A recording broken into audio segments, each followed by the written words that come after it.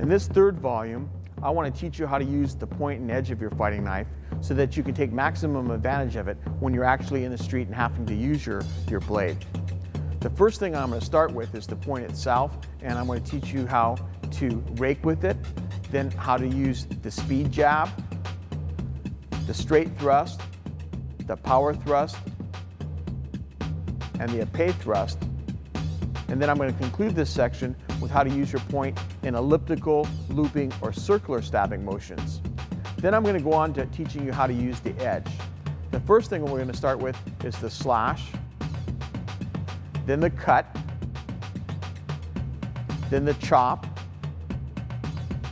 then the hack, then the snap cut, then the vertical whip, and finally conclude this with sawing, which is seldom taught. Then I'm going to go into the 12 angles of attack, how you can recognize these angles and how to use them both offensively and defensively. So let's get into the gym and start training.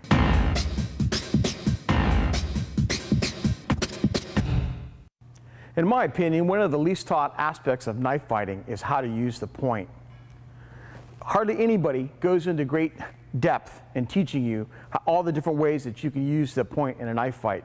We're going to remedy that situation in this presentation. I'm going to teach you today all the basic ways that you can use your point in a knife fight.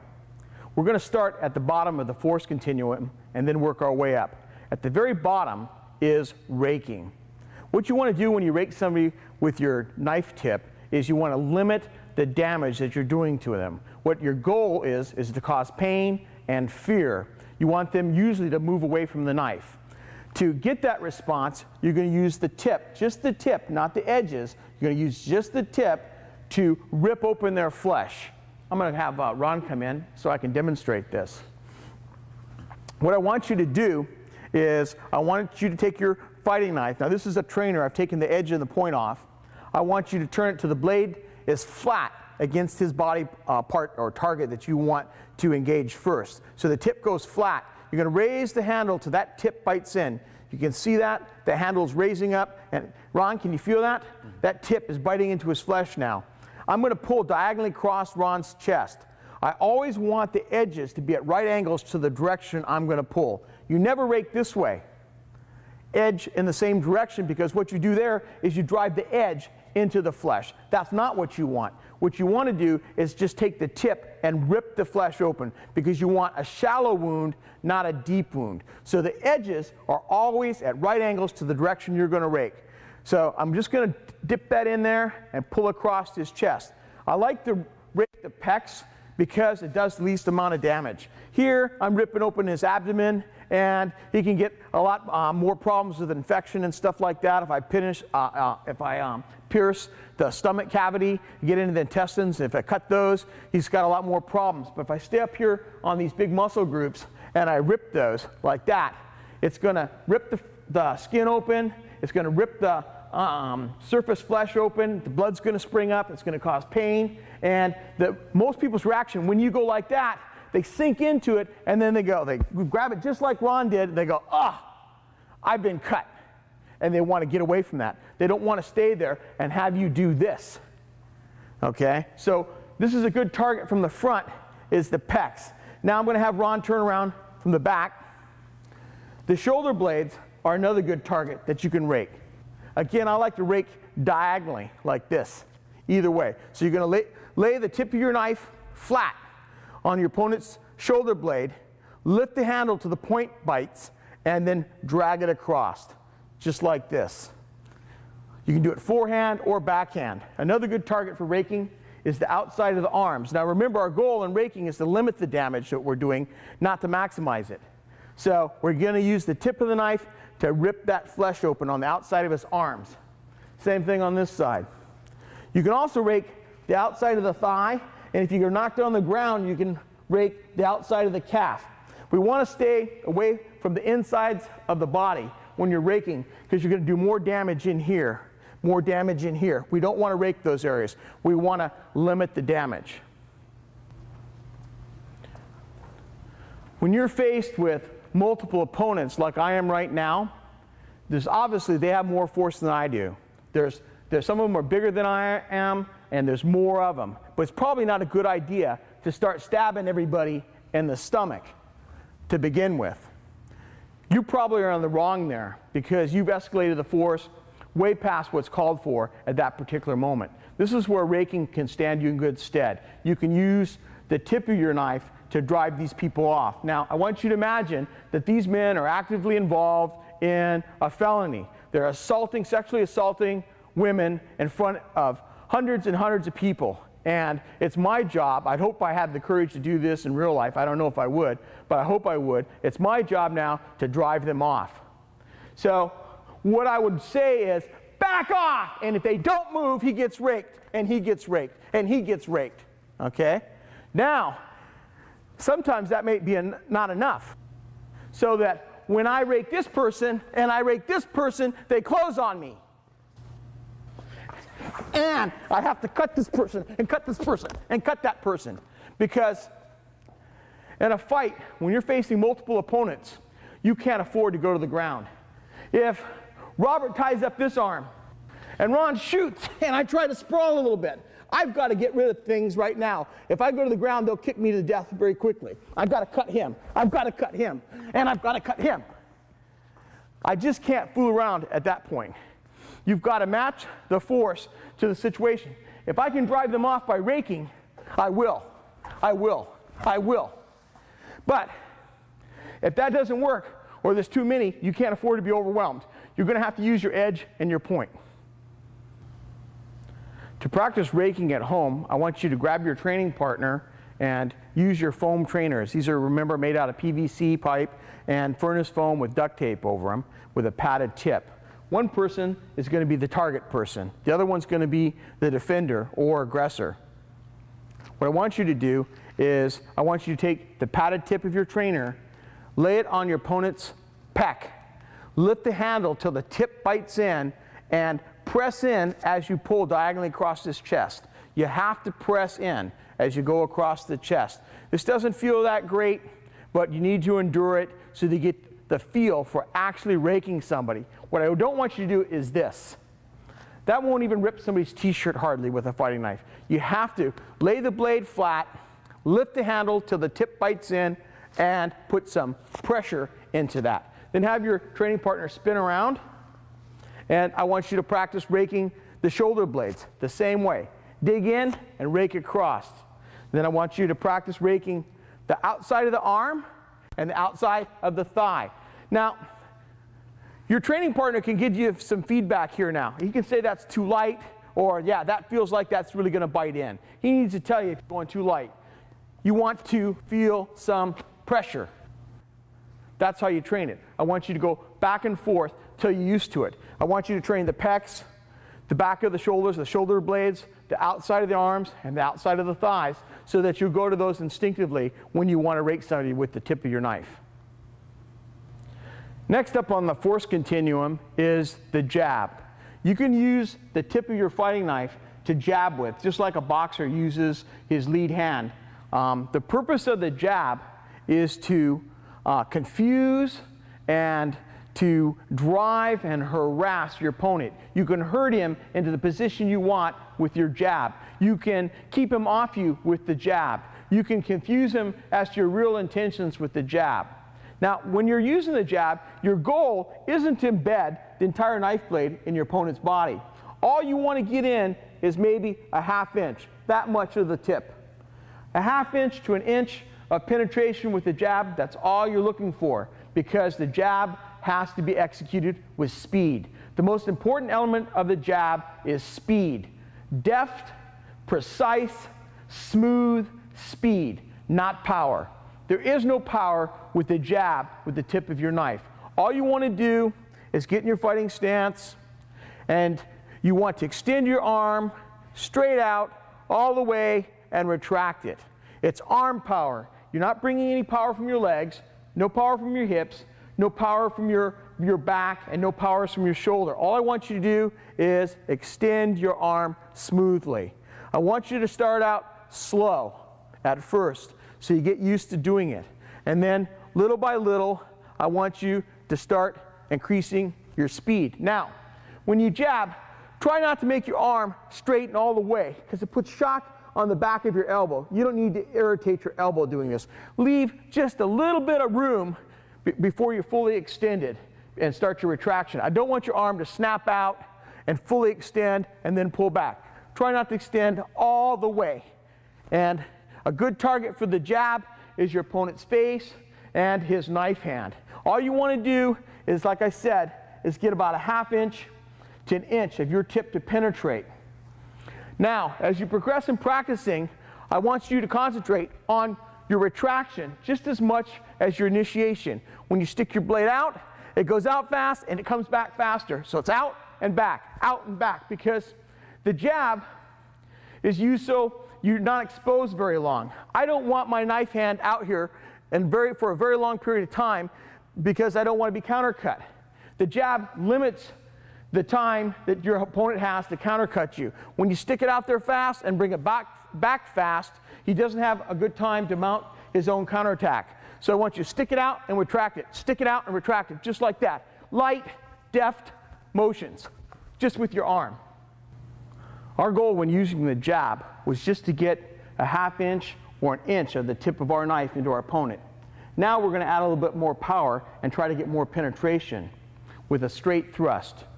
A straight thrust is very similar to the jab, except we're going to add more power. So the way you execute a straight thrust is to get in your fighting stance. And now I want you to add more power from your shoulder and a very slight bend in your knees as you transfer power into that tip. Now, when you're doing a straight thrust, you're trying to get most of the blade into your opponent. So penetration now is more on our mind than just speed. We're trying to get some penetration. Show you again. Get in your fighting stance, and you're going to stab a little harder now. Your knees may bend a little bit, and you're going to bring a little bit more power from your shoulder and put more power into that straight thrust. A straight thrust, in my experience, will totally drive your blade up to the guard and the abdomen. Once you get past the clothes and the skin, the abdomen is just like spaghetti. There's no resistance to your point. It'll go all the way in. Also, in my experience, it will frequently split the rib cage. If you hit a rib, unlike on TV, with a straight thrust, a good straight thrust, and you've got a good fighting knife, it's going to split the rib and it's going to continue to penetrate. So the rib cage quite often doesn't stop a straight thrust. The sternum may stop a straight thrust because it's really hard and it's a little bit thicker bone. It may or may not stop your thrust. The ball joints of the shoulder and the ball joints of the hip will stop your straight thrust in my experience.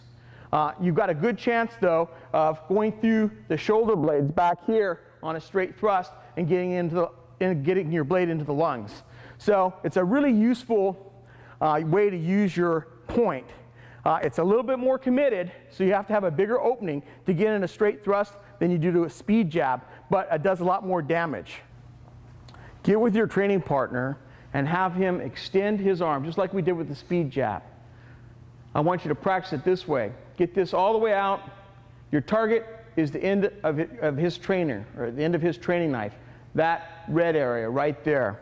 I want you to assume your fighting stance, and I want you to stab that with a little bit more power now. Your goal is to drive your blade all the way through the target.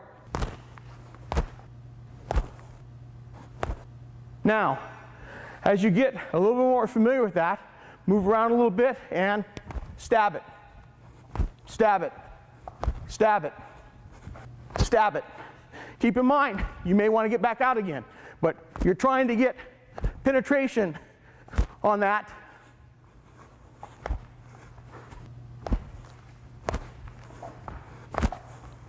Just like that. The power stab is one of the most powerful ways you can employ your fighting knife's point. Before, our goal was with the speed jab, just to get a little bit of the point in, and then with the straight thrust, we're trying to get all the blade. Now, I want you to use so much power in your stabbing motion that you'll drive this point through any obstacle. To execute the power stab, get in your fighting stance, imagine your opponent's in front of you, and Now, you're going to have to summon up some internal energy here. Some people might even call it hate. You're going to have to bring up some force out of your stomach, out of your lower midsection, right in there. Summon that power. Think about totally transfixing your opponent with your knife. You're going to drive this thing all the way through him, through his shirt, his jacket, his t-shirt, his rib cage, all the way right through his heart. That's what you have to think about in a power stab, because you're going to bring all your power now. What I want you to do, it's very similar to a straight thrust now, but what we're going to do is we're going to use our legs, we're going to bend our knee, we're going to transfer body weight, we're going to use all our power in our stabbing motion. Here's what it looks like. Notice I almost take a step forward and I bend my knee. It's not a big step or a deep bend of the knee like in a lunge, but it definitely commits your body weight forward. And you're going to stab him. And you're going to stab him. You're putting so much power forward into him that your retraction is slower than with a straight thrust or a speed jab. So this is a more committed motion, so you have to have a good opening in order to get in a power stab. But it's a fight ender. Let's try it again.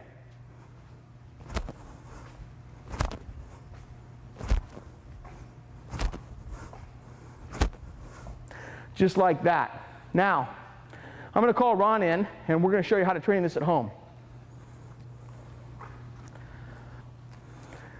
Get in your fighting stance, summon your internal energy, and stab that thing like you don't like it.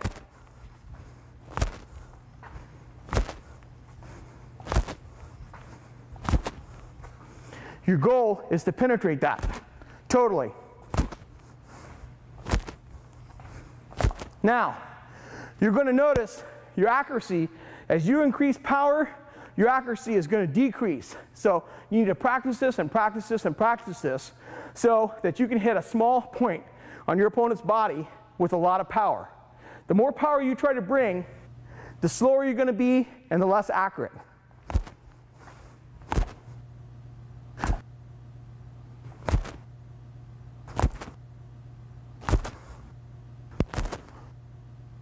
Just like that. Switch back and forth as you practice this. Another way to use your point in a straight thrusting motion is in what I call a fencing style or a pay thrust.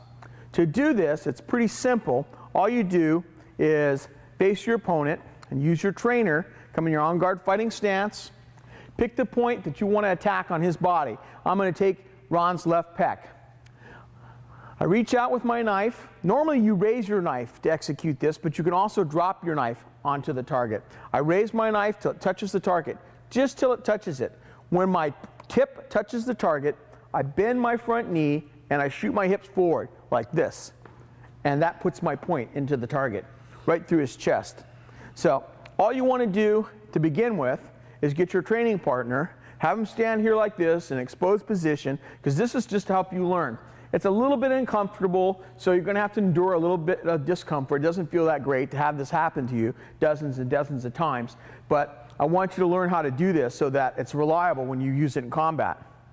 So I want you to just reach out and touch. You can get really good. You can touch his chin. You can touch his nose. You can touch his thumb or thumb on this hand. I can touch the inside of his elbow on either side.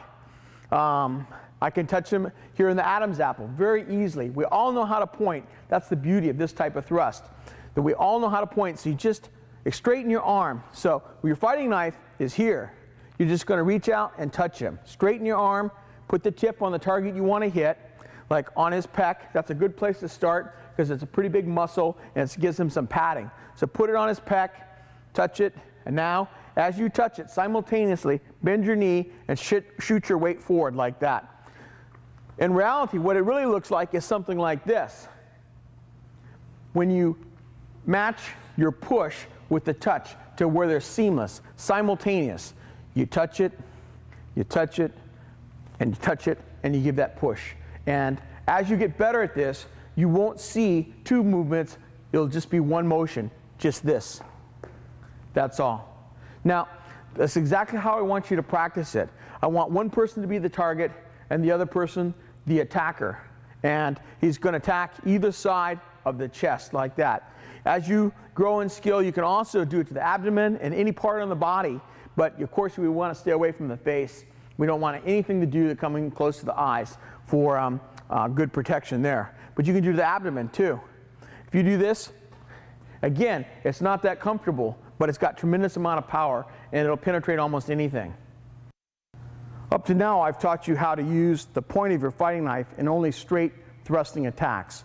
But I don't want you to think that's the only way you can use your fighting knife is in straight stabbing attacks. Nothing could be further than the truth than that.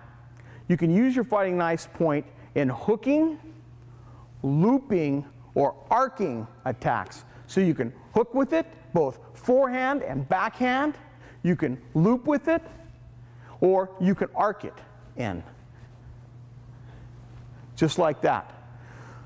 This point can travel in every direction you can imagine, and you can deliver it with a lot of power with hooking, looping, or arcing attacks. I want to demonstrate each of these. I'm going to call Ron in, and I'm going to switch trainers. I'm going to show you a few examples. Just come on guard, Ron, and stand there. I can hook the point of my fighting knife into his hand, both forehand, or let's move this way a little bit. I can also backhand the point in and just hook it in or arc it in. So forehand or backhand. I can hook it into his leg. Either way. This way too.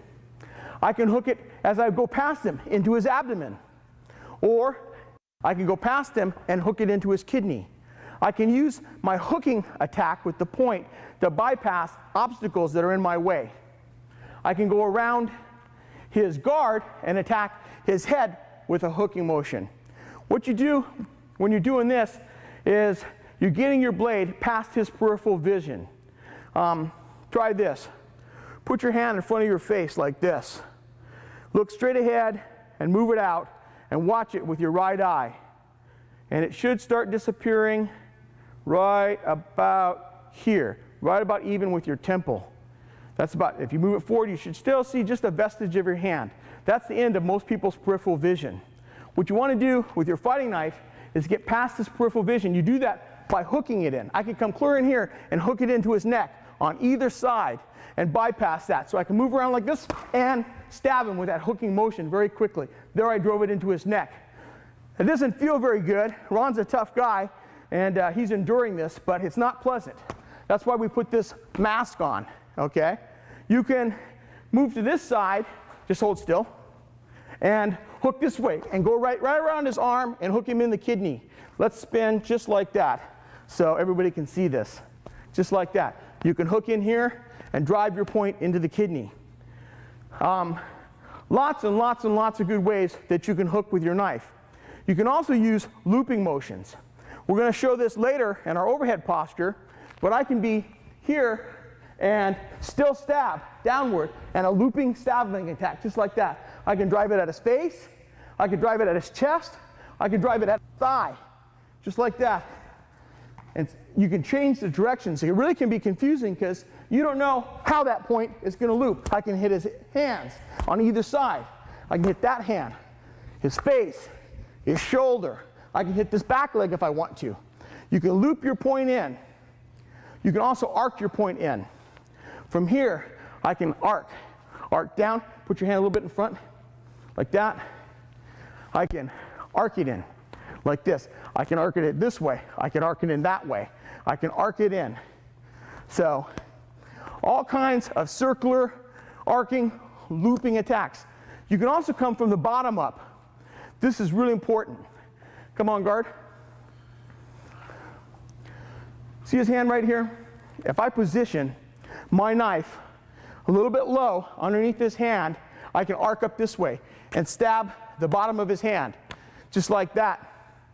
He has a hard time seeing that attack because his own hand is covering up my motion. What you do is you line your fighting knife up, and I like to look up at his face to make his attention come up.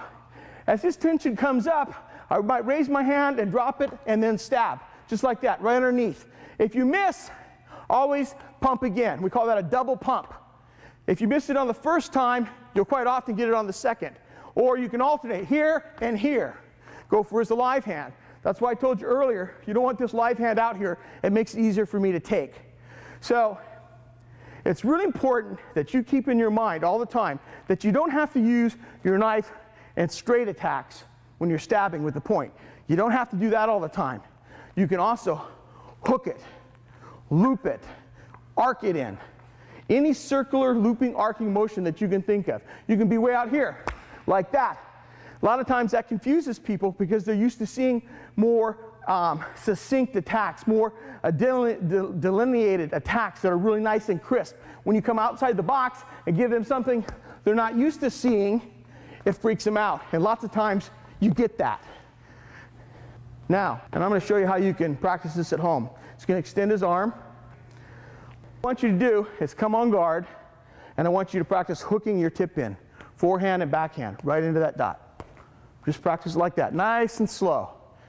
Then I want you to come up like this, from underneath, and I want you to start arcing it in. From the top, from the sides. Get used to doing that, just like this.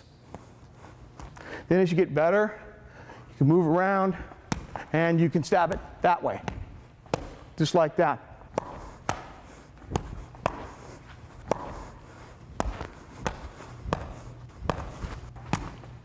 Just like that.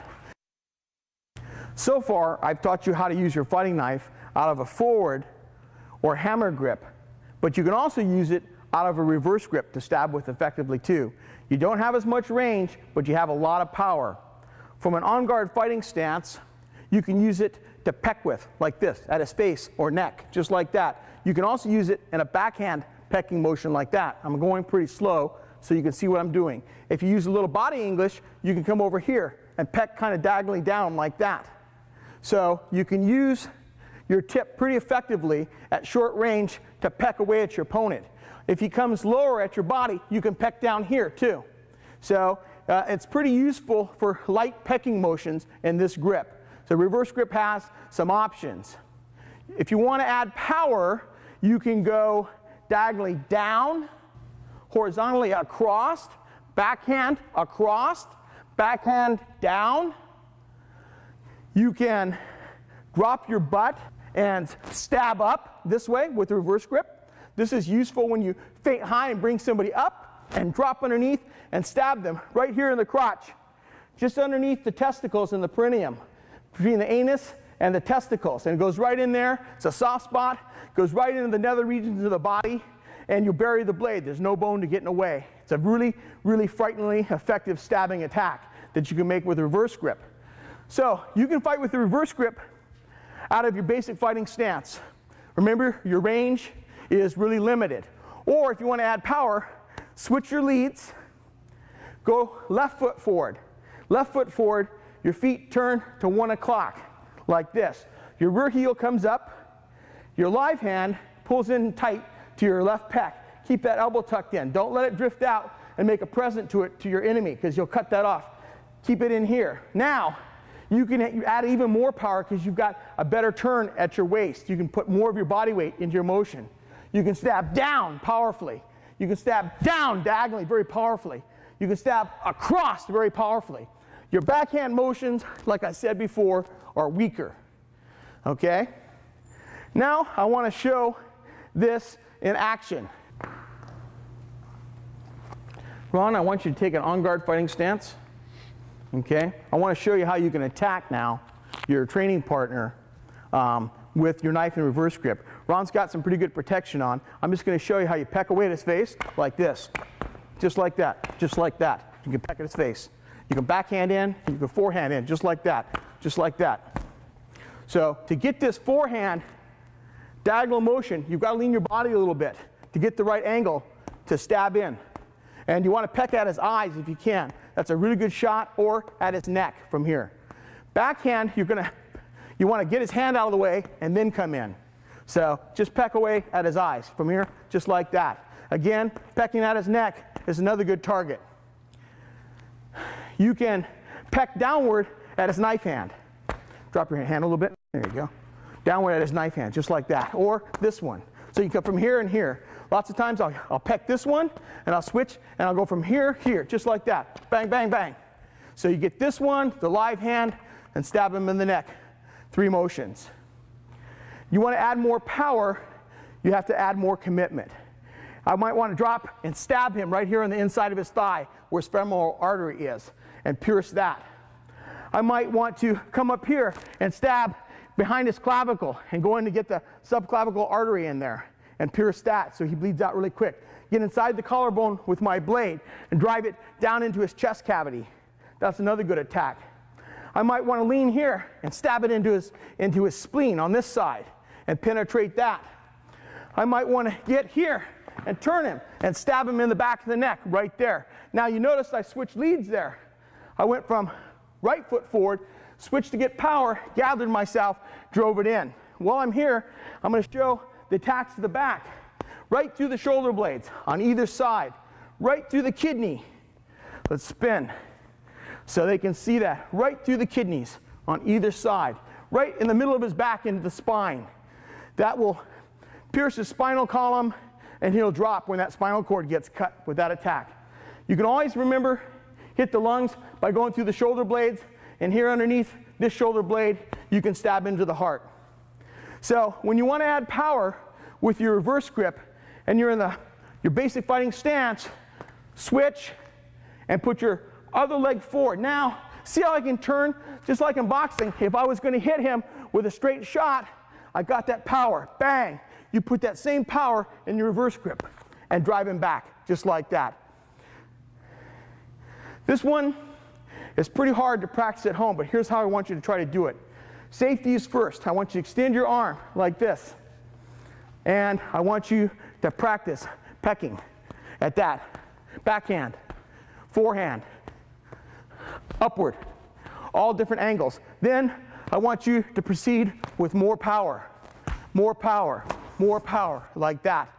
And switch off so you get better and better at making contact in the area you desire with the tip of your knife, with your knife held in reverse grip.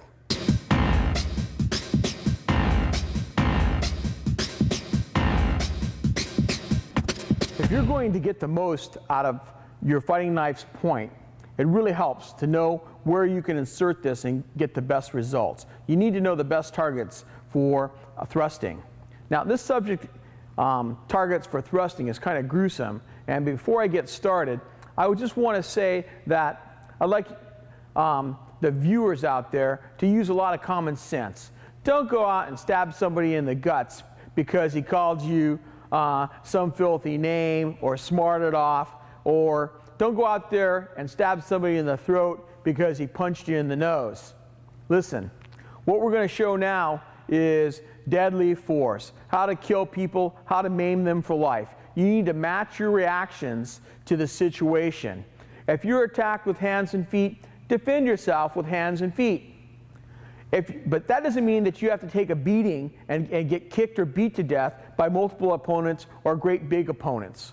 When you're starting to lose consciousness and you can no longer defend yourself and there's no escape, always try to run away first. That's real self-defense, is leaving the area. But if you can't escape and you think you're going to go unconscious or you're going to be seriously hurt or killed, that's the time that you might start thinking about pulling out your knife and using thrusting attacks. So use some good common sense and stay out of prison, and only use your knife when you're sure that your life is in jeopardy and there's no escape. Now, with that said, I'm going to go into some of the targets for the point. Starting at the head, the forehead isn't much of a target, except if you cut up here by the hairline, you can, or stab up in there, you can cause a lot of blood to sheet down over the face and cover the eyes. And that, it's pretty good, but that bone is pretty strong and you're not likely to penetrate into the brain with a stab in the forehead. The eyes, though, just below it, are very vulnerable. If you want to stop somebody's forward motion, you put your tip of your knife in a jab or a straight thrust anywhere in his eye socket, and he's not moving forward. He's going to recoil in horror because the eyes are very sensitive. If I go up and do this, just this, with my finger to your eye, or I go up there and just touch your eye like that with my finger, you're going to have a horrible reaction. Your eye is going to tear up. It's going to be shooting full of pain. You're going to really be in a mess. Just imagine what happens when I just do that in your eye. So one of the ways I like to attack the eyes is get my tip just underneath the eye and let it follow the bone and slide in underneath the eye socket right into the eyeball. But any stabbing attack around this eye socket is going to be really effective. It's going to make his head snap back. When his head snaps back, he can't see your lower attacking lines. So you get his head to rock back with the eye attack. You can go from here, drop right here, and stab him in the throat, or you can rock him and stab him in soft areas on his body. Get his head to rock back. One of the best ways to do that with your knife is stick him in the eye. The other good target for your point is the front of the throat. Anywhere here in the front of the throat, you stick your tip and push in 2 inches, and you've pretty much taken him out. It's a mortal wound. From the side, you've got the carotid arteries and the jugular vein. The carotid arteries, let's spin right here, or right here underneath the ear, like this. I like to stab these things and hook my knife blade in to attack in here. Always try to transfix. If this was the knife blade, shove your knife all the way through till the point breaks out the other side. If you have a double-edged knife, just pull out like that and open up the whole throat. But always stab and all the way through his neck and transfix the neck from one end to the other. If you're going to stab him here in the front of the throat, you want your point to come out here in the back if you can. You want to get full penetration of that neck. Another good target from the front is the subclavian arteries inside the collarbones here. The collarbones are pretty easily broken. It only takes about 16 pounds of pressure with a hammer fist right there to break that collarbone. But when Ron has his hands up, it's pretty hard to get that in there. But with a knife, which a lot of times is you arc your blade in here, inside that collarbone, there's nothing there. If you get your blade inside that collarbone, there's nothing impeding the progress of your knife blade but mush. It goes past the skin and dips right into the chest cavity. A really good place to stick the knife. Now, you police officers that are wearing a vest, you need to be particularly aware of the fact that you have an opening all the way around here that someone can insert their knife in. A vest doesn't give you much protection against the thrust anyway. It's got a lot more protection against slashing attacks than it does thrusting. But you should be aware that there's no protection right here. From the front of the body, you have the lungs here on either side of the sternum. Like I said earlier, with a good straight thrust, you'll split these ribs and enter the lungs with your blade and collapse the lung. So that's a good place to stab. The sternum is pretty hard and bony, and it offers a lot of resistance to your point. I'm not saying that a powerful thrust won't go through the sternum. It will, but a lesser thrust, or one that isn't perfectly placed, may slip off or slide off, and you might not get through. The heart is just a little bit here to the left of the sternum and a little bit down. That's a good place to stab. It is protected, though, by the rib cage, so you need to stab hard to get through the rib cage into the heart. Another way to reach the heart that the Sikhs use with their curved knife they call a kirpan is to stab underneath the rib cage upward like this. Your knife enters the chest cavity at an angle just like that. So it comes underneath the ribs, angles up, splits the diaphragm, and goes into the heart from beneath. On this side here, you have a spleen. The spleen is a reservoir of blood. You hook your blade and drive your point in like that into the spleen, and you can do a tremendous amount of damage internally, and it's going to bust his will to fight. On this side, we have the liver right in here. This is a great place when you're boxing to drive that hook or that shovel hook into. You see, when people drop with a body shot suddenly like that and don't get up, it's because it's usually they took a hook to the liver there. It's the same thing with your knife. If you're in your fighting stance and you move this way and you drive your blade into that liver, what a shock. It can be a mortal wound. The liver is a really essential organ in your body, and it's really vulnerable to the knife. Now, you have the lower abdomen. The lower abdomen is just spaghetti in there. I mean, those intestines and everything are just spaghetti. Once you get past the shirt and the skin, your blade glides in there very, very easily. For best results, you always want to rock your blade inside or turn it and rotate it to widen that wound.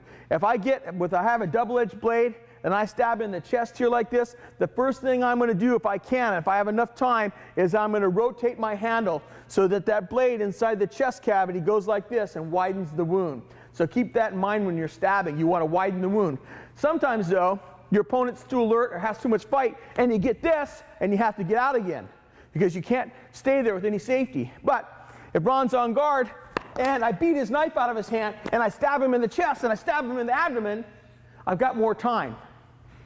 You don't always have that option. Moving down from the abdomen, we have the bladder and the groin. I like to attack the groin in an upward direction, this way. I showed in the reverse grip, you can stab this way, also and attack the groin. On the inside of the legs, right here, we have the femoral artery right in there, okay? A lot of the times, I like to hook this in, just like this, and try to attack that way. What you do, if you cut that, he's going to bleed out pretty quickly. If he can't get there and get to the hospital and get that clamped off really quick, he's going to bleed out very shortly. A lot of blood comes down to supply the leg off those femoral arteries. The front of the thighs, not that great of a place to stab people. The muscles run across like this, mostly up and down in your leg. If you stab somebody in the leg, you may separate those muscles and cause them some pain, but you're not going to incapacitate them if they're a tough guy. Not like in the movies. They can still move around and put weight on that leg. So there's limited use in stabbing the muscles of the leg. Come on guard for a second. Now, I showed earlier, I like to stab the inside of the knee, just like that, and drive the tip of your knife into that knee. What quite often happens is, when you do this with power, you just knock him down and knock him right off his feet when you stab that. I took a little bit of power out of that thing because it doesn't feel great, even with this trainer, to stab the inside of the knee. Again, the targets lower than that aren't that vulnerable. If from the back you can stab, and we're going to get to that, I'll show you where you can stab in the back of the leg. One thing you might try to do, though, is if you see your opponent's attention is high, you can drop underneath and just drop your body weight and stab him right through the foot and break those small bones and the top of his foot and go right through his foot. This will really incapacitate a lot of people. There are no good one-legged knife fighters. There just isn't. So anything you can do to break down his capacity to move is a good thing. Let's move around to the back. From the back, you've got the base of the cerebellum right here. You take your point, put it right here, and push. Bang. Goes right through the spinal cord, cuts the spinal cord right there, and he drops. Goes right here where the spinal cord goes up into the brain, right there, the base of the cerebellum. Okay? You have the spine all running down the center of the back. You can attack that with stabbing attacks, especially from the reverse grip. If you want to come up and do this, you'll drive that just like a push Ron forward, and I'm not even hitting that hard. You'll drive that thing, and that point, if the blade's long enough, will come out his chest. You got tremendous power there. That's a good place to stab. On either side of the shoulder blade, we touched on that earlier. The lungs are just opposite those shoulder blades. You can reach them by penetrating those shoulder blades. The kidneys, just above the belt line, to either side, about 2 inches either side of the spine, are the kidneys. Those are really vulnerable to stabbing attacks. Very painful place to stab somebody. You come up and stab somebody in the kidney like that, you can almost give them a heart attack from the pain. It's that bad. It can be a very painful place to be stabbed. Stabbing people in the butt isn't that effective in that it's not a mortal wound usually, but it can impede his ability to move somewhat, and that wound is really hard to close because he can't walk without opening it. But it's even more vulnerable to a cutting attack. Stabbing the back of the legs, the hamstring, if you hit it just perfectly, is all right, and the Achilles tendon is a good spot, but they're very small targets. It's easy to miss them. So stabbing the back of the legs, I don't think is that super effective. Now, the arms, from the front, come on guard. Stabbing the hands is always a flippin' good idea to do, always. You can break these fingers with just a slight amount of pressure. Just a speed jab like that, and I'm back out again, will cut off fingers like little chunks of butter. Just moving like this and taking the tip of my knife and hitting him in the back of the hand, breaking those metacarpals right there, can really degrade his ability to fight. So stabbing the hands is always a good thing. Coming here and stabbing the thumb, let's switch. Just switch all the way around. Stabbing that thumb is always a good thing. Anytime you can arc down or arc your blade in and stab that thumb, it's really good. Or bring your hand, or rather your knife, up from the bottom and stab him here on the fingers or on this fleshy pad here. Drive your point up into that. Ugh, he's going to be hating that. It's going to degrade his ability to fight. Any stab into the elbows is good, or into the bicep or forearm. All those muscles, and we're going to get into more in this in cutting, all the muscles and tendons that keep his hand closed are on the inside of his arm. Any stabbing attacks there are good, or into the bicep. Quite often, I get a stabbing attack into the point of the shoulder right here, right where your rotator cuff is. When he cuts number one in a big movement, I'll get him with a stop hit right there. You can see him recoil just then, just from the pressure of this foam trainer. It doesn't feel good. It tends to rest forward motion when you hit it right. So that's a good spot to hit the arms in. There you have the basic points on the body that are vulnerable to a stabbing attack. Memorize those and practice them. You want to practice them gently with your trainer. One person's going to come on guard, and the other person is going to come around and pick off some of these spots until he gets used to doing it. Try that at home.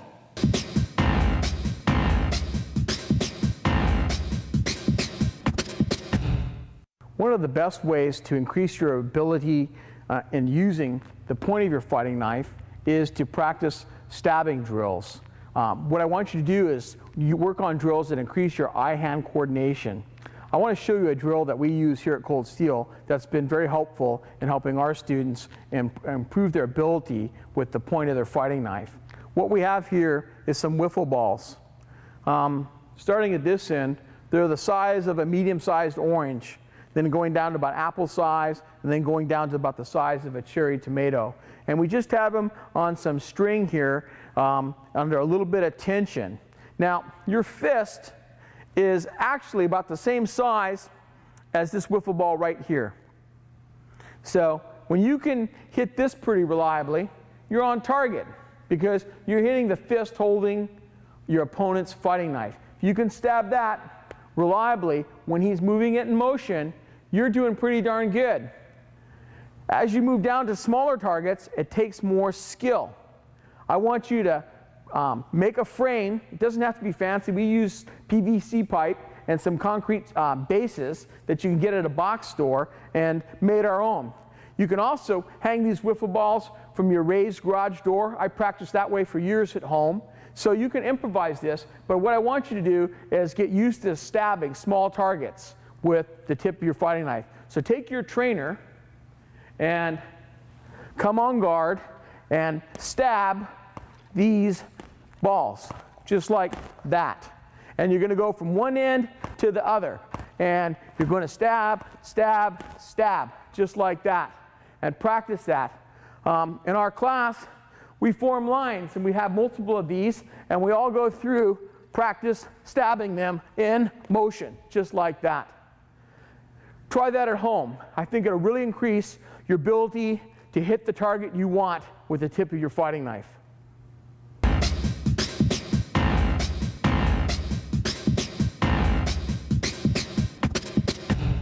Continuing on with the offensive use of our fighting knife's blade, I want to teach now the slash.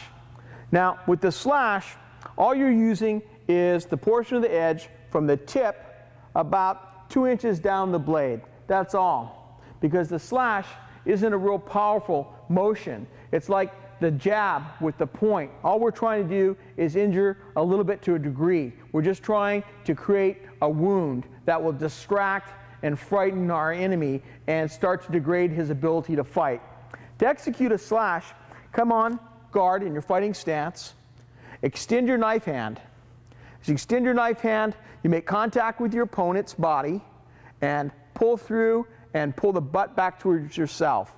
It's a real quick, light motion. There isn't a whole lot of body weight transferred. It's mostly from your arm, just like the jab. You're going to come out here and give a little slash and come back. Now I'm going to go slow. You extend your arm, make contact with this portion right here, the front portion of your edge nearest the tip. Pull that through the target and pull the butt back towards yourself. Now in any cutting motion that you make with a fighting knife, the butt always is pulled back towards your body. I don't care if it's coming diagonal or it's coming upward. I don't care if it's coming horizontal or backhand. the butt is pulled back towards the body. That pulls the edge through the target. Every single cutting motion you're ever going to make with your knife's edge is the butt is always going to be pulled back towards the body. So keep that in mind. Now I'm going to call Ron out here, and I'm going to demonstrate the slash. Ron's just going to come on guard. And what I'm going to do is you're going to pretend right here is the edge of my fighting knife. I'm just going to slash his fingers and get out. I'm going to lean in, slash his fingers, and come out. I'm going to come underneath, slash his forearm, and come out. I'm going to feint him high, slash his leg, and come back out. I'm going to come to this side, slash his face, and come back out. What I did is I come in here, I extend my arm, put the tip, that edge near the tip, on my target, pull, and pull the butt back towards myself. Same thing with his fingers. I come in here and come back out. Just a light cutting motion. Nothing heavy, not a lot of power. All I'm trying to do is cut a finger off or two. All I'm trying to do is lay his cheek and lip open. All I'm trying to do is open up his gut pile. Just to split the skin and get through the muscle wall and get out. Maybe that intestine starts to peep out a little bit. That's really going to scare him. Get some blood going. Just get it on his forearm and get out. That's the slash. Here's how you train it. One person's going to stand here like this, with his knife hand extended, where the tip isn't any higher than his shoulder, just like that. The other person is going to come in here from his fighting stance. Now remember, you're just using the front part of your edge, right up here near the point, and he's going to slash, just like this. Reach out and go slow at first and get a feeling for that forehand slash. Now, depending on the type of knife you're using, you may have to move your wrist, twist your wrist to get that edge to line up with the target. So I might have to twist my wrist to get that edge on, but get it on and pull it back. Try it forehand and try it backhand. Try it backhand. Remember, get the edge on, pull your butt back towards your body. Get your edge on and come out. Forehand and backhand. You can also try it this way. One person holds it like that, and you come underneath and slash up this way. Again, you're going to have to use a little body English here to get the correct orientation of your edge. I bend my knees, turn my wrist so my edge lines up, make contact, and pull back. So I come in here, extend my arm, make contact, pull. It's a quick motion, just like a jab is. It's the same thing with a slash. I'm in and I'm out. Your arm doesn't want to be sticking out here for any length of time. You don't want to give him an opportunity to countercut you. So it's a real quick darting motion. You can come from the top, same thing. Come over, drop your tip, engage that edge, pull it back towards your body. That's how you slash. A cutting attack with a knife is very similar to a slashing attack. The main difference is the amount of edge you use and the power that you put in the stroke. When I was teaching you how to use a slash, I didn't want you to use a lot of power. I want you to concentrate on speed and just using the first part of the edge of your knife. When you cut somebody with a knife, I want you to get as much of the blade edge as possible onto the target, and I want you to use a lot more power. When we're slashing, it's like this, a real quick motion. When we're cutting somebody, we're going to use a lot more power. See my body lean into it? I'm going to put weight into that stroke. I'm going to try to engage the target with my blade right about here. Ideal would be get clear back here to the choil and run the entire 7 inches of the blade across their flesh.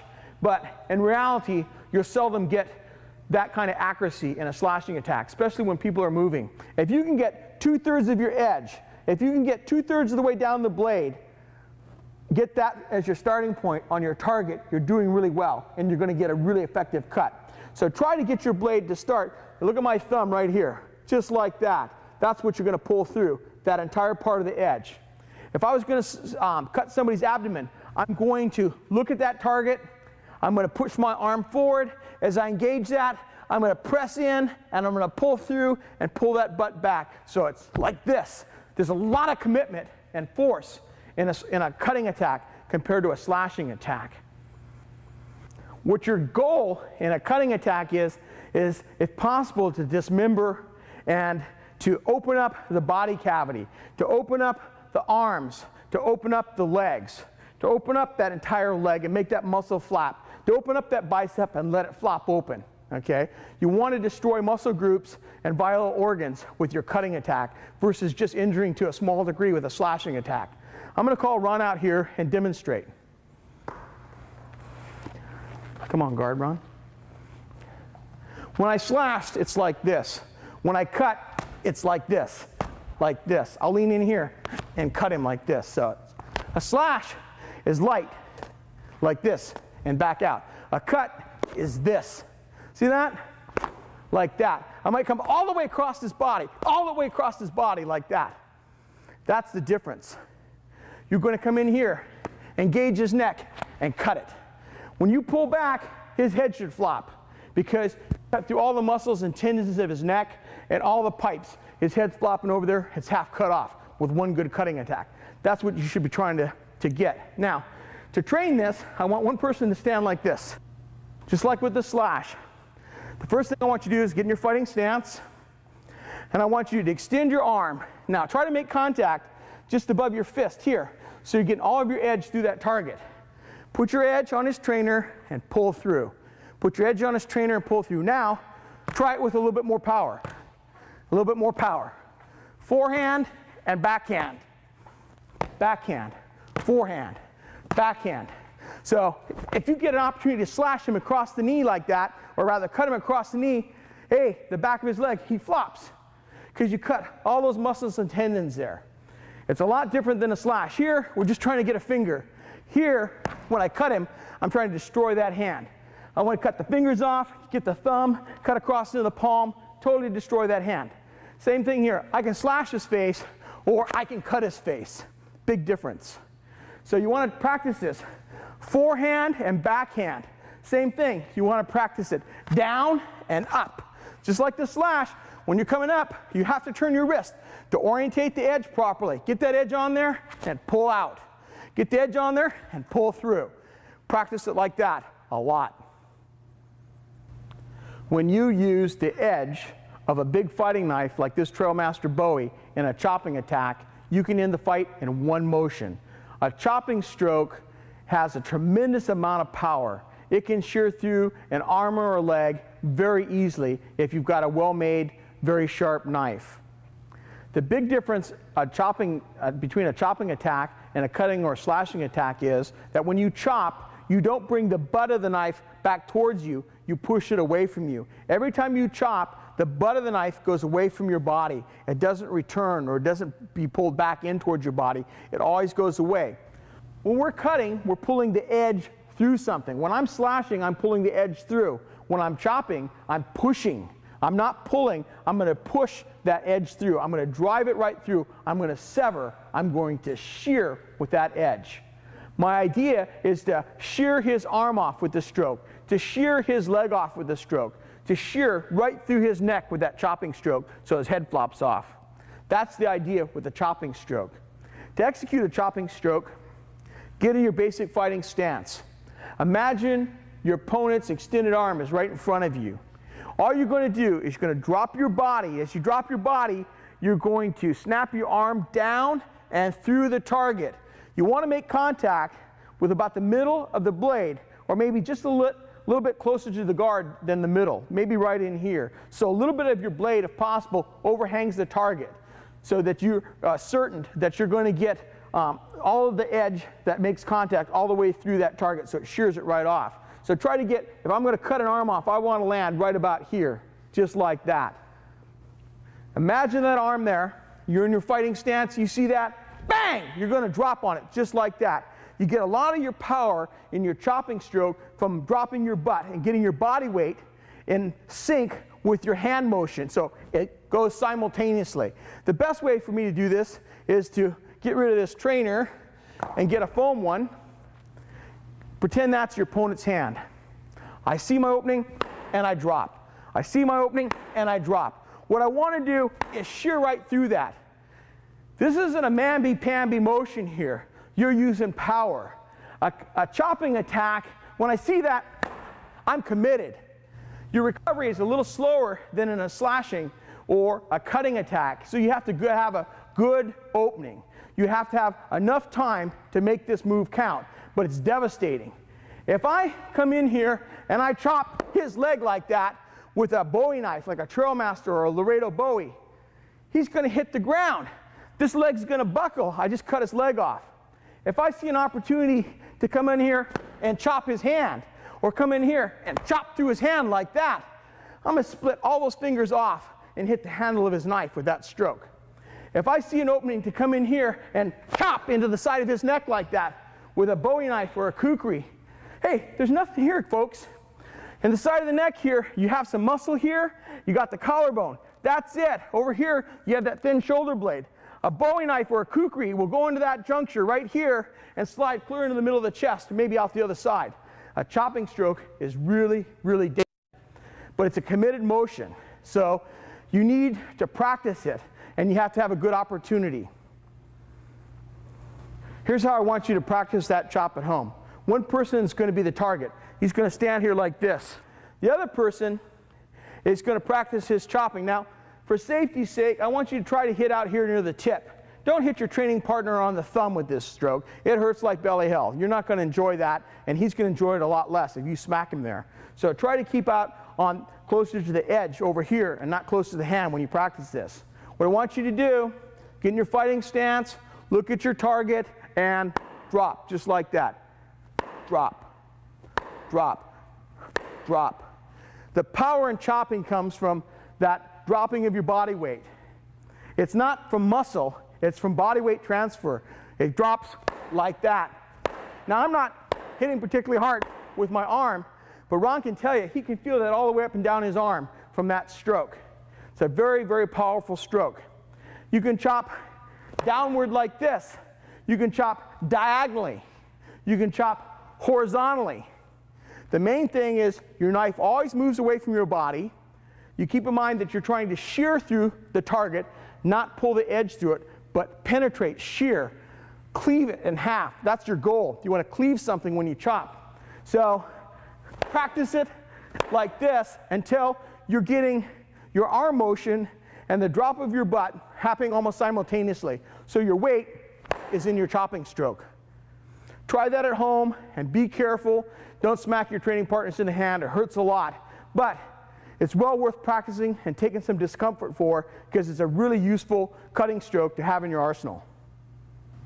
If you ever find yourself fighting at extreme close quarters, it will really behoove you to know how to use the edge of your fighting knife in a hacking attack. The main difference between a hacking attack and a chopping attack is we substitute speed and repetition for power. When you chop somebody, you're using a lot of power, and you're dropping your body weight behind the stroke, and you're shearing through. When you use your knife in a hacking motion, what you're doing is you're picking a target and you're hitting it in the same place repetitively. So if I want to hack somebody's arm off, I pick a spot on their arm. I might not have much room to move my knife, but I hit the same spot again and again and again. And it could be really short motions like this, or longer motions like that. But you seldom in a hacking attack have the luxury of being able to drop your body weight into it. Also, that's such a committed motion, you lose your repetition. So the long suit of a hacking attack is it doesn't need a lot of space to work in, and all you do is hit the same spot again and again and again, and widen and deepen that wound channel. You hit the hand, you hit the same spot again, maybe with the fourth hack, the hand falls off. I'm going to substitute for a softer trainer now and demonstrate this. First, I'm going to show you how you can train at home, and then I'm going to demonstrate it on Ron and Sergio. Just hold your arm out there like we did before. On a hacking attack, just wait for a second, Sergio. In a hacking attack, you're going to train similar than we did with a chopping attack. You're going to come on guard, you're going to look at your target, and you're going to hit it like that. Let's hold that up a little higher and give me as stiff as you can. Just like that. You're going to use repetition and speed. Look at the target, strike it with your edge, retract, strike it with your edge, strike it with your edge, strike it with your edge. Don't pull through. You're shearing. 1, 2, 3, 1, 2, 3, 1, 2, 3, 1, 2, 3, just like that. Pick the spot and cut through it. Against Ron's arm, if I want to cut that arm off, I pick a spot. 1, 2, 3, off comes the arm. Same thing the bicep. 1, 2, 3. I can hack at extremely close range. I'm tied up here, 1, 2, 3. I can hack into his face, bang, bang, bang. I can hack into the side of his face. I can hack on his neck. I can hack on his leg, just like that. Let me show what happens when you get tied up at close quarters. If you get rushed by multiple opponents, knowing how to hack with the edge of your fighting knife is a really good thing to have in your arsenal. I'm going to show you what I mean. The first thing you want to do is you want to break your knife hand free.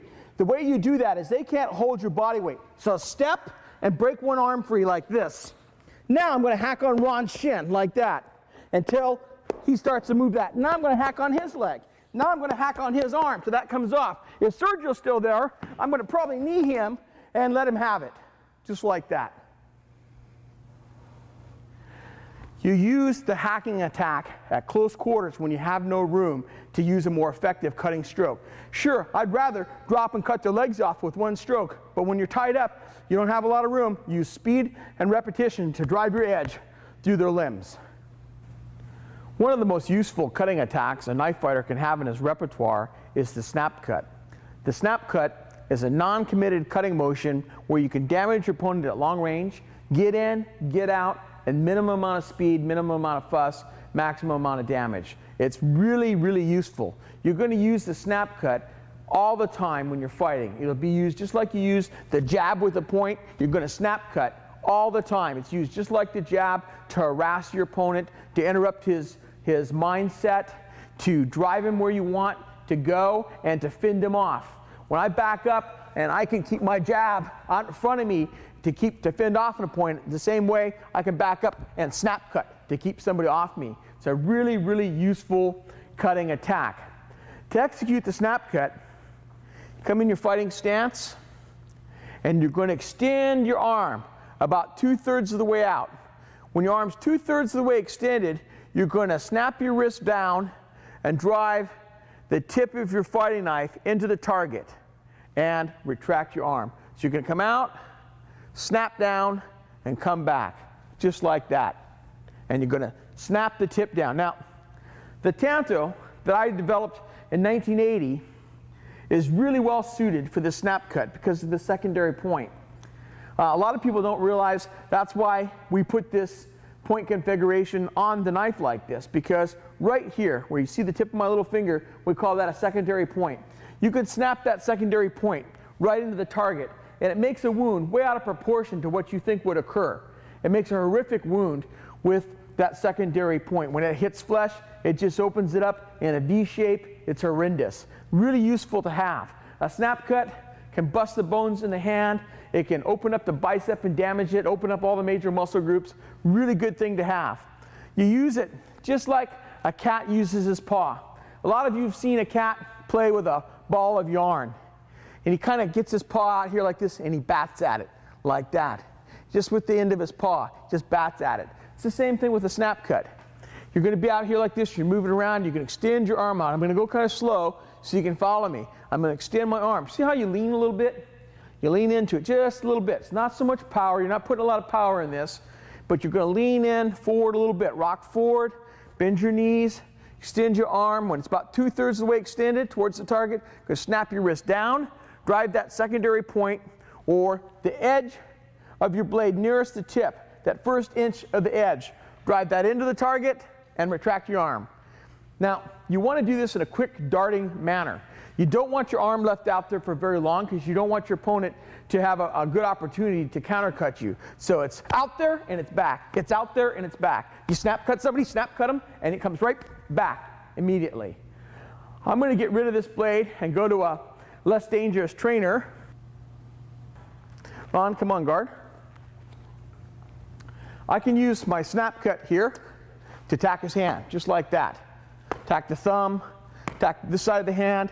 You can use your snap cut vertically down. You can use it horizontal. You can backhand with it. So I can turn my body like this. You can use a little body English to line up your blade and snap cut and cut off his fingers like that. I can also, let's spin. I can move to this side of Ron. And as I move, again, I like to angle my body. So I kind of turn like this and turn my wrist over and snap cut just like that. quickly breaking the metacarpals in the back of his hand, moving out of range very quickly. I can snap cut his forearm here, just like that. Snap the blade down, hit that muscle group, split it open, and leave. I can snap cut his face, just like that. Reach in, snap cut, hit him right in the eye, pow, and back out. Hey, can you imagine what's going to happen when that tanto point hits you in the eye like that? It's going to split the whole thing open. Here's another good use for the snap cut. We're going to talk about this later in strategy, but I use it a lot on the top of people's head. Quite often when I'm fighting, I'll come in here and I'll move on people's hands a little bit. And I'll want them to think that's the target. And then I'll come up the top of their head, right here, and snap cut, right on the scalp. You take a tanto and you hit somebody right here on the top of their scalp there like that and split that skull open. Blood is going to piss down their face like a river. Just going to sheet his face with blood. It's going to scare the crap out of him. It's not a mortal wound, but the scalp bleeds like crazy. So that's another really good target for the snap cut, is just above the forehead here, right there on the scalp. Drive that in and get out. It's very easy to get that blow. You can also set it up by going low. You can make him think that your target is low, and like that. When you see his knees bend, you react and come above him, snap cut him that way. Here's a way to train it. I want you to come on guard. You just pretend Ron's your training partner. One of you get like this, get your foam trainers. I want you to try to hit the red end of his trainer, the tip. Stay away from his thumb and fingers if you can. Come on guard. Extend your arm part way, about 2/3 out. When you're 2/3 out, snap down and retract. Like that, like that, like that. I'm going kind of slow so you can follow me. You don't bring power. This is not a chopping stroke, okay? This is a snap cut. All we're going to do, extend our arm, snap our wrist down. You're going to let the blade, that's the beauty of knife fighting. We talked about this earlier. The blade does all the bloody work. You don't have to bring that much power. That sharp edge, that unyielding steel does the work for you. So all you do is you extend your arm, snap your wrist down, drive that sharpened edge near the tip into your target and come back out. See how that's a quick darting movement? Just like that. That's how I want you to practice it. Now, for variation, you're going to have to switch to this type of grip. Your partner's going to have to feed you this angle. Put it up vertical like that.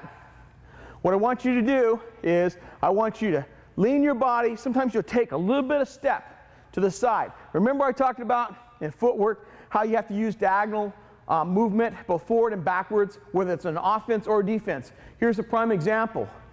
I want to move off to the side. I'm going to tilt my pelvis a little bit and drop my shoulder and snap cut this way, forehand to the side. Same thing when I go to the other side. I want a backhand. I'm going to move a little bit this way, tilt my body over, and snap cut. Practice that. You can snap cut down, and you can actually snap cut as you're leaving this way, that way. A lot of times, come on guard, Ron, I'll be here, and I'll cut him as I'm moving away. I'll be here, and I'll move backwards and snap cut. So it doesn't always have to be vertically or horizontal.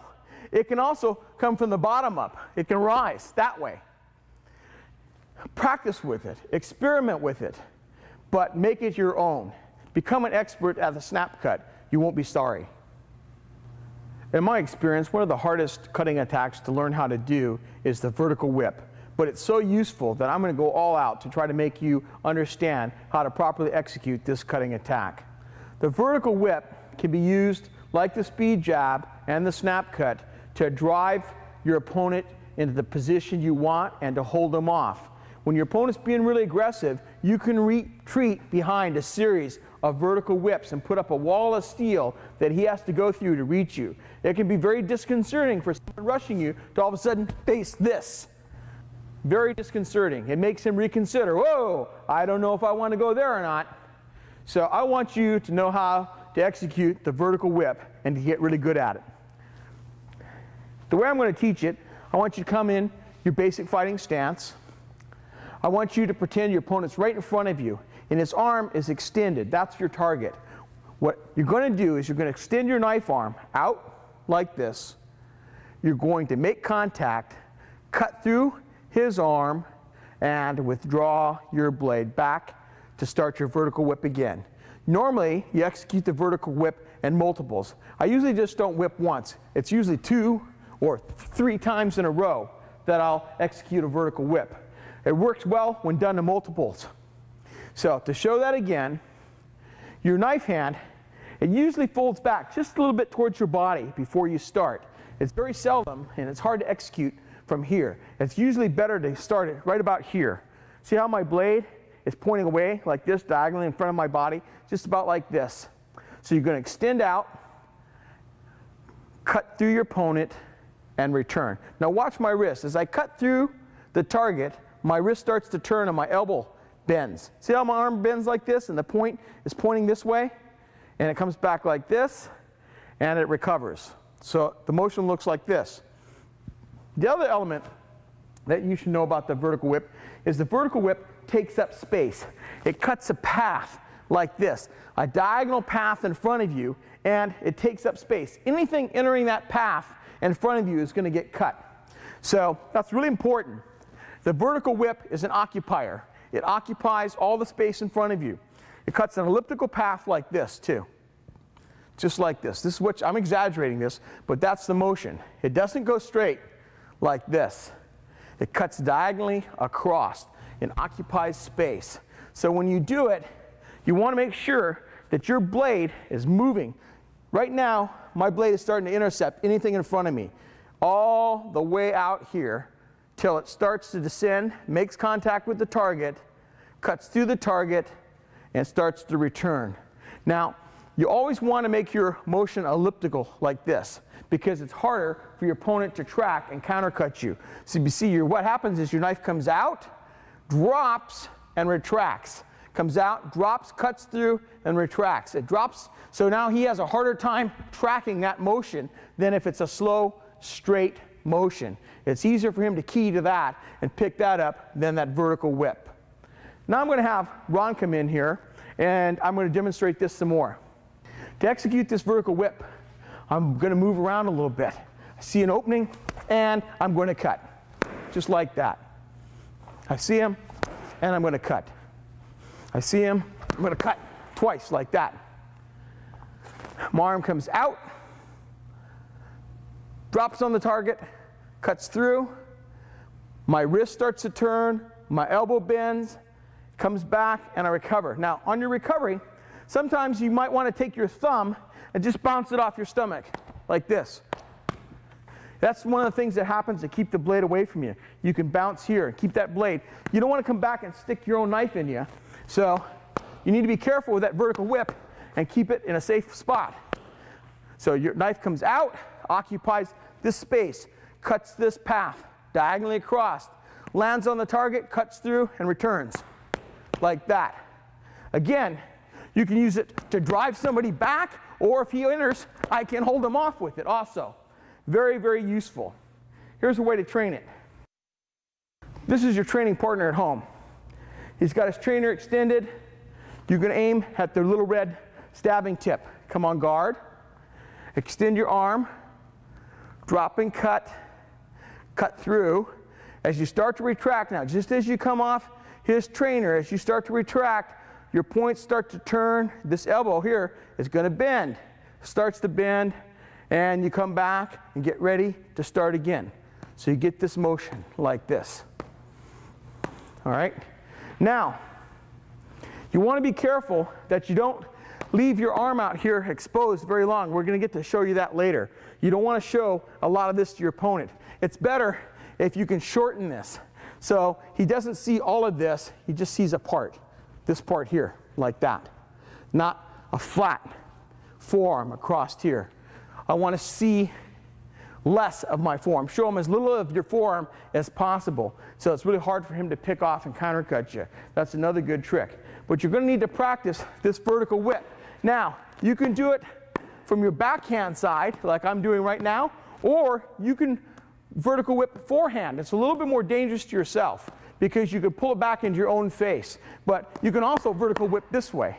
So the way you set that up is you bend your knees, and that gets your knife to drop. You extend your knife, you've got to turn your wrist to orientate your edge correctly, get your edge on there and pull through, just like this. So it's a circular motion.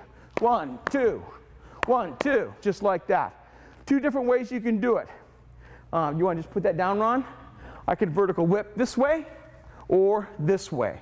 I prefer a backhand motion like this, but sometimes you'll confuse your opponent by switching and come underneath.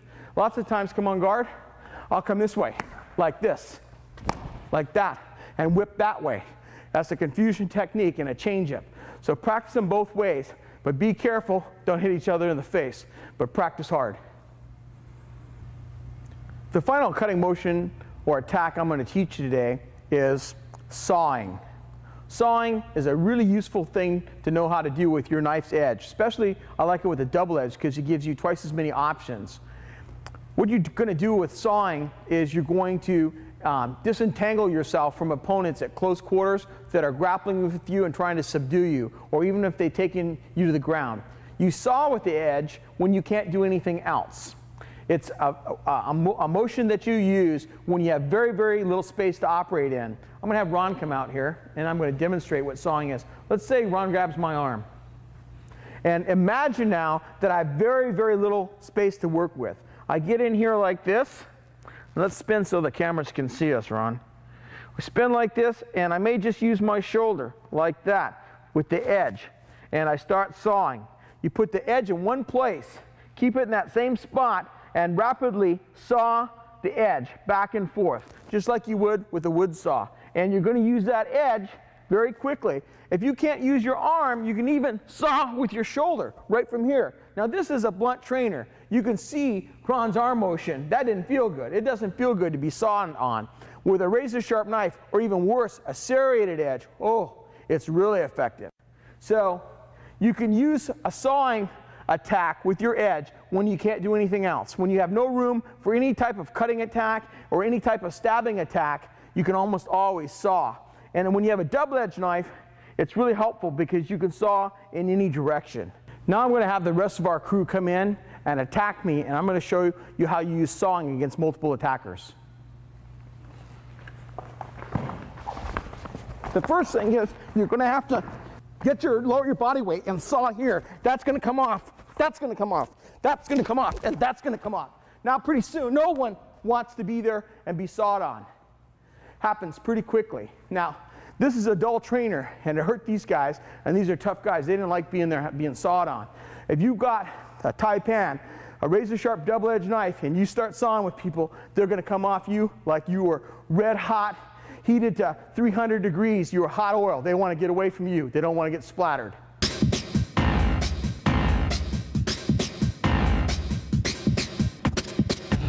Now I'd like to discuss the targets that are most vulnerable to your fighting knife's edge. I'm going to have Ron come over here. Ron, you want to stand right here and just come on guard. One of my favorite targets with the edge is the face. We have a saying in our knife fighting program that says, when in doubt, cut and stab the face. The Romans had 2 major targets for their short sword, their gladius, the face and the abdomen. When you cut somebody across the face, just drop that down a little bit. When I cut somebody across the face like that, diagonally across the face, it just totally wrecks their life.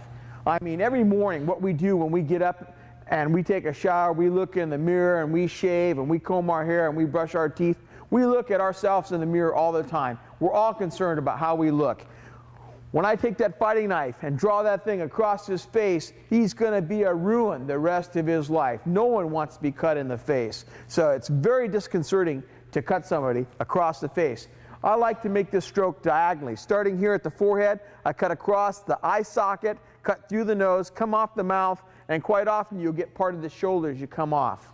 Now, this isn't usually a mortal wound, but it's a horribly disabling, disfiguring wound. And you need to use this judiciously. Don't come in and take your fighting knife and cut somebody or slash them across the face unless your life is in danger, because you got a good chance of blinding them. You're going to scar them horrifically. You're going to probably cut through the nose. You're going to cut through their lips and through their gums. You might knock some teeth out. You're going to cut across here the chin, and you're going to cut across usually their shoulder. So it's a very disfiguring thing to do, and you have to make sure that you're in the right when you use this type of motion or cutting motion. You don't want to cut that face unless your life is in danger, all right? So you can cut the face either diagonally forehand or backhand. You can cut across the face on the cheeks, which is a favorite saber cut. But I like to cut diagonally whenever possible. A lot of times you cut the face straight down, and we'll explain why later. But lots of times you get this straight down cut over the face like that. Very, very effective to cut the face. Now again, we have the neck on either side. You can cut in here, cut the carotid arteries and the jugular vein. So you need to penetrate about 1.5 inches deep to be certain of cutting these arteries and veins. So you want to get in there and get as much of your blade on that target as you can and pull through and cut that deeply. Hard as you can. A good, hard cutting motion right in there on the side of the neck is very effective. You can also cut the front of the throat. Come in here, sometimes you'll get this as you go past. Again, your blade needs to bite at least 1 inch, 1.5 inches deep to be effective. Don't cut him superficially on the neck. You won't get the desired result. You can cut the traps on either side. That makes them harder to use this arm. Cutting across the pecs, other than raking or harassing, doesn't really get you that much. So it's not that great of a target. You're not, unless you have a Bowie knife or a kukri, you're probably not easily going to be able to cut deeply through those ribs. With a Bowie knife or a kukri, though, you can just cut in here, sever the ribs, and just keep going. You know, you cut almost all the way through the person, so that can be pretty effective with a heavy knife. But if you've got an 8-10 ounce knife, you're probably not going to cut through the rib cage very effectively and get into the internal organs. The abdomen, though, is really susceptible to your edge. Like I said earlier, there's just some cloth covering it and some skin, and after that, it's all spaghetti. Very easy to cut that soft tissue in the abdomen and get those intestines to flop out and uncoil, which is really disconcerting. I mean, you'll lose it when you see those, your intestines from your disemboweled stomach on the ground and you're stepping on them. It'll cause your mind to spin in 100 different directions. It's a really good place to cut somebody. The Romans knew that when they stabbed somebody in the belly, it was all over. So the soft parts of the stomach are really vulnerable. The front of the thighs can be cut effectively. When I talked about stabbing, I said it doesn't do you that much good to stab the thigh because the muscles run lengthwise and you just separate them. But when you cut them, you make them open up, especially when you cut them on a diagonal motion. If I cut Ron's thigh diagonally across like this, and I can get that to pop open, he's going to have a hard time walking. Those muscles are going to open up and they're not going to close readily again. So that can be a pretty effective place to cut somebody. I like to cut, again, like I said, cut diagonally across the thighs. You can also come in here and you can chop at the knees. Chop above or below the knee and cut the leg off. If you've got a heavy knife, that stroke has a really good chance of taking the leg right off. If you have a kukri or a Bowie and you drop here, you got a really good chance cutting that leg right off. That's a fight stopper. You can also feint high and drop and cut the toe right off. Cut his big toe off or split the toe all the way up to instep like that. You separate that foot like that, he's not going to walk very well after that. He's going to be a one-legged fighter and very vulnerable to be finished. From the back, let's spin over here. The back of the neck is very vulnerable. Again, there's just skin here and exposed spine. You can chop here at the base of the cerebellum, take him out that way, sever the spinal cord. You can cut through the neck right here. And cutting attacks, you can cut the kidneys. If you've got a serrated folding knife or fixed blade that's razor sharp, those kidneys are very vulnerable to be cut. We have an instance in our files where someone defended themselves with a 5-inch Voyager folding knife with a serrated edge, and it was a situation where his friend was in a brawl and was being beat to death, and he couldn't get the people to stop, so he grabbed the guy that was doing the most damage, took his knife, he said, and just pulled one time on the kidney, cut the kidney right in half. He didn't even realize that he had put that much power in it. The adrenaline and that razor sharp edge did horrific damage. Cut that kidney right in half, and that stopped the fight right there. I mean, when the other people saw him bleeding and how badly he was injured, they desisted, beating his friend to death, and rushed him to the hospital, and he was able to rescue his friend from almost certain death. So the kidneys are vulnerable. Also, the hamstrings in the back and the Achilles tendon here. The hamstrings are vulnerable, especially with a big knife. But if you've got a really sharp 8 to 10 ounce fighting knife, just hold still, Ron, and I come in here and I give that a good cut, I've got a good chance of cutting that hamstring. Definitely the Achilles tendon. If I get down here and get in here and pull through, I've got a really good chance of cutting that Achilles tendon, having that roll up, and making him, again, a one-legged fighter.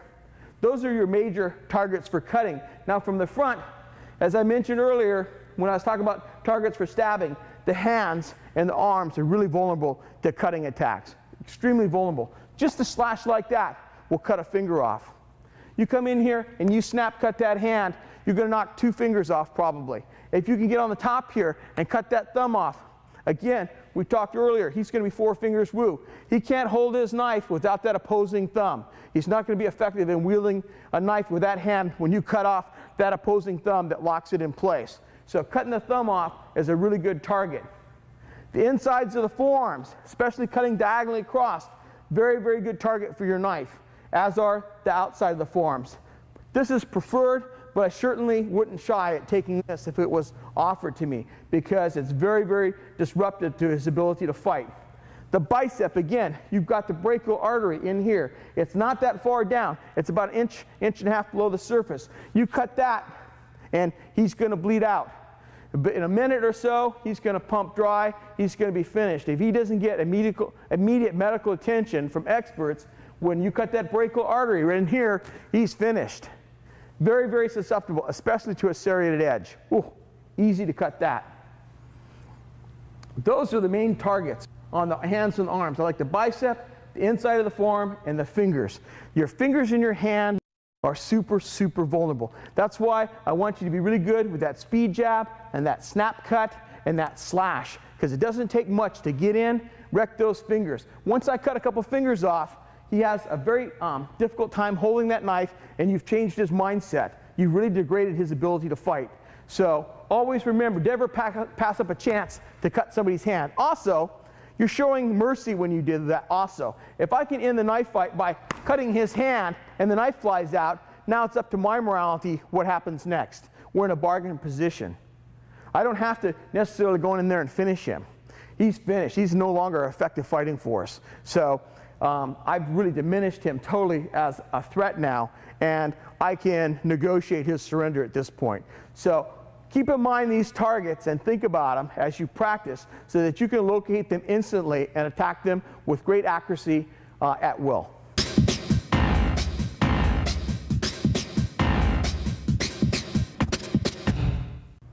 Now that you have a better understanding of how to use the edge and point of your fighting knife, I thought I'd teach you about the angles or planes or trajectories that a knife can travel to attack you, or that you can use in attacking your opponent. Imagine that you're standing here and there's a big 360-degree circle in front of you, a big circle. On that circle, at every one of those points on that big compass, an attack could be launched. It can come from high to low. It can come from low to high. Any way or anywhere on that compass, you can be attacked on one of those angles. I'm going to have Ron come in here and just stand there, Ron. And I'm going to scribe this 360-degree circle around him. I can attack Ron at this angle. I can attack him at this angle. I can attack him at that angle. I can attack him at this angle. I can rise with my cuts. I can rise up. I can come straight up. I can come straight down. I can attack at these angles. We'll switch a little bit here. I can come this way at all these angles, all the way. They can constantly descend like this. Or they can constantly rise upward. So they can come this way. All those angles, okay? Very, very confusing and hard to judge and to see where all these attacks are coming from. It's hard to do, but in the Filipino martial arts, they've developed different numbering systems for these angles that are very effective in giving you the idea of the basic attacks. Most people attack in certain patterns. And in 1983, when I was attending Dan Inosanto's college seminar, he taught me the 12 basic angles of attack, and I've used them ever since, and I've never had a reason not to use them. They really do work well in giving you a broad idea of all the different ways that your opponent can attack you and all the ways you can attack him. Now I'm going to teach you these basic 12 angles. What I want you to do is I want you to follow along with me in the mirror in your training area. I want you to come on guard like this. Come on guard. And the first angle that I want to teach you is angle number 1. That's a descending diagonal forehand strike at the neck, at the juncture of the neck, right in here.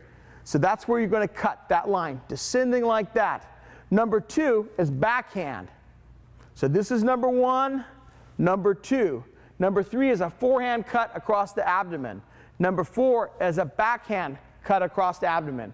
Number 5 is any stabbing attack down the center line of your body, right up the center of your body. Any stabbing attack. Could be low, could be medium height, could be high. Any stabbing attack straight in the center of your body is a 5 angle. Number 6 is a descending diagonal thrust inside the clavicle at the neck, down in here like this, a descending diagonal thrust. 7 is a backhanded descending thrust. 8 is a forehand diagonal descending cut at the head, the side of the head. 9 is backhand, the same way. This is descending forehand. 9 is descending backhand. The target is the head, like that. 10 is a rising cut at the thigh, but it could come higher. Normally we train it at thigh height, but it could come at the waist, it could come at the abdomen, it could come at the shoulder. It's basically synonymous with any rising diagonal cut. Number 11 is backhand from the other side. Thigh height, waist height, chest height, or neck height, or even head height. Any rising diagonal cut like this. 11. 12 is straight down or straight up. 12, you drop straight down, turn your wrist, cut straight up, right down the center line. Those are the 12 basic angles of attack. Now, keep in mind that you can cut these angles or you can stab these angles. I can stab a number 1, I can stab a number 2, I can stab a 3, I can stab a 4, I can stab a 5, 6, 7, 8, 9, 10, 11, 12, 12. You can cut them, you can stab them, or you can combine them. It doesn't have to necessarily always be a cut. You can descend with the number 1 and stab back up. So I can cut down, stab back. I can stab down, cut back. You always have to keep in mind that the knife is very fluid, very evasive, very subtle. It can change its motion or direction in a heartbeat. Now I'd like to call Ron out here, and I want to demonstrate these angles of attack on a live target. Again, you're going to get in your fighting stance. You're going to reach out and you're going to cut number 1, number 2, number 3, number 4, number 5, number 6, number 7, number 8, number 9, number 10, number 11, number 12, and 12. Get with your training partner. One person's going to stand here like this as the target. The other person from just outside range, now don't smack him in the eye, whatever you do when you're doing this. Stand outside of range. He's just a visual representation of what you need to do. He's just a target. He's a reference point. So come on guard. Think about, I'm going to cut number 1, which is a diagonal descending stroke at his neck. Down, like that. 2, backhand, same direction, like that. 3, forehand. 4, backhand. 5, straight stab at the midsection. 6, descending diagonal thrust in front and behind the collarbone. 7, backhand. 8, downward descending strike at his head. 9, downward descending strike at the other side of his head. 10, rising cut. 11, rising cut. 12, straight down or straight up. Okay? I want you to practice like that a lot. Cut these strokes in the mirror. You know what? It's a good idea. Why don't you follow along with me right now? Come on guard. Get in front of the mirror. Get in a good fighting stance. And are you ready? Let's go. 1, 2, 3, 4, 5, 6, 7, 8, 9, 10, 11, 12, 12. That's how I want you to practice it. Practice it a lot till it's second nature. And remember that on these angles, 10 and an 11, or a 1 or a 2, they can descend at any target, or they can rise to meet any target. They're not necessarily just at your neck or just at your thigh. What we want you to do is get used to seeing descending and rising blows, straight stabbing attacks, all of these different angles intermixed. That's called line familiarization. The more you become familiar with the different ways that your opponent can attack you, these different lines or these different angles, the better knife fighter and the better fighter, period, you'll be. This concludes the training we're going to do in this volume. Remember, repetition is your friend. You need conditioned reflexes, and the only way you're going to get them is to practice these techniques thousands and thousands of times. Remember your safety. Always wear a fencing mask when you're training and protect your vision, as no one can replace your eyesight. Thanks for watching. I really appreciate it.